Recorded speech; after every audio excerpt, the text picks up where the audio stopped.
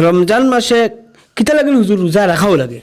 রমজান শরীফ আল্লাহ পাকে আমল দিয়া দিছেন, এক আমল দিছেন বদনী, যেমতো আমি নমাজ পড়া লাগে। এক আমল আছে মালি, যেমতো জকাত দেওয়া লাগে, ইনো শরীরের কোনো খাম নাই। এক আমল আছে শরীরও লাগবো, টেকাও লাগবো, যেমতো হজর আছে। আর এক আমল আল্লাহ দিয়েছেন রুহর আমল, খাস রুহর।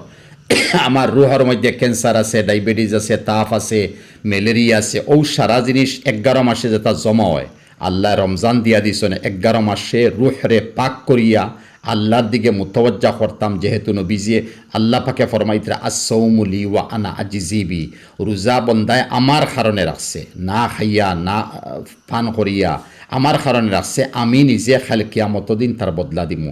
এই রুহর মধ্যে যে বেমার আছিল ওগুলো দূর করিয়ার। আর শেখুল ইসলাম বিন কাইয়িম ইমামে জৌজি রহমতুল্লাহ আলাইহি ফরমাইন, ফুলসিরাতর গা টিকান তাহব 30 বছর লাগবো ফারুইতে। তুমি 30 দিনের রোজা রাখিলেও ফুলসিরাত বিজিল্লে খান তুমি ফারুইয়া আখেরাতের জন্য তো যাইবা গিয়া। দর্শক শুক্রিয়া, ও ভিডিওটা শেয়ার মারি সব দেখার সুযোগ করে দিবা।